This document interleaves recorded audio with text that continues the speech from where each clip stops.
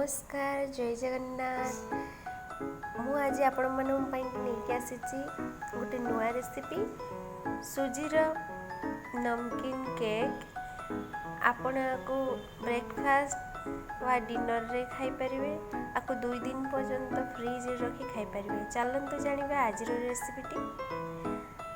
एथिरे आपण 2 कप सुजी रे 1 कप दही नेबे। मु दही रे आगुरी सब मसला पकई देछि, लंका गुंड, धनिया गुंड, हल्दी गुंड। से आपण सुजी को भल भाव मिक्स कर नेबे।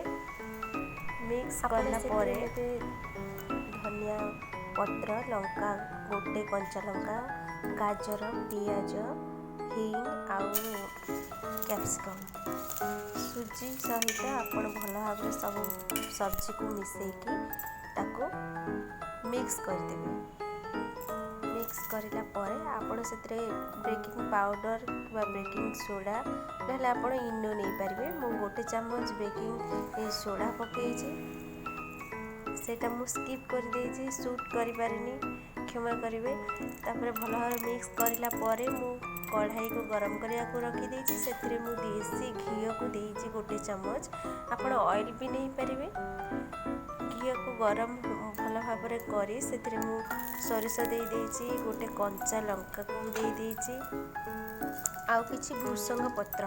आपण फ्रेश भृषंग पत्र नेले भल बास्ना आसी थे, आउ बहुत टेस्ट भी लगी थे।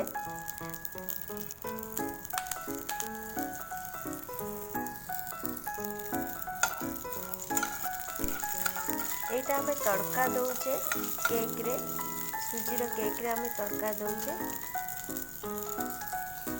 जहाँ को देखला पर बहुत सुंदर देखा जो तापर जो बेटर को आमे रखिले से बेटर को आमे कढ़ाई रे दे दबा। ताको टिके चामच माध्यम रे आस्ते आस्ते कर स्प्रेड कर नबा। जति कि आपण साइज करिया पई चाहथिले सेही अनुसार आपण चामच रे साइज कर नेबे। साइज करला परे आपण लो मीडियम आंच रे ताको ढाकी की 10 मिनिट पई की छाड़ी देबे। देखिए बहुत कम समय रे आपणकर ब्रेकफास्ट बा सुजीर नमकीन केक रेडी हो जिवो, आ बहुत टेस्ट ही लगे। देखंतु हेला पर तार कलर टी चेंज हो जाइए। आम पलटई दबा ने दी साइड को आमको भल भाव पाचिबार अच्छी। एबे कौन करवा टिके घी देदेबा, 1 चम्मच घी ता ऊपर मारदेबा।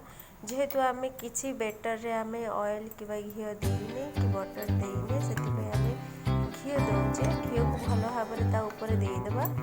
देला परे ताको आमे कौन करवा उल्टई दबा। देखो भल भाव बहुत सुंदर देखा जाउछि कलरटा यम्मी यम्मी। तापर ताको आमे आउ 5 मिनिट खोला रे पकेया पर छाड़ी। एबे हे जाइछि देखंतु मु थाली को काट देछि। एबे ताको काटिबी। काटी साइला परे मु आपन को देखैबी केते सुंदर देखा जाउछि, केते भल पीस भी बाहरी छै, आ बहुत सॉफ्ट भी अछि। आको आपण धनिया चटनी वा पुदीना चटनी सहित खाई परिवे। बहुत टेस्ट लगी थे। बहुत सुंदर रेसिपी आपण तैयारी करंतु, खातु आपण को अनुभव मो सहित शेयर करंतु। जदि आज रेसिपी आपण मानक भल लगी थे, प्लीज मो चैनल को लाइक, कमेंट, सब्सक्राइब करने में। पुणी देखा नेक्स्ट वीडियो रे। रहुछि।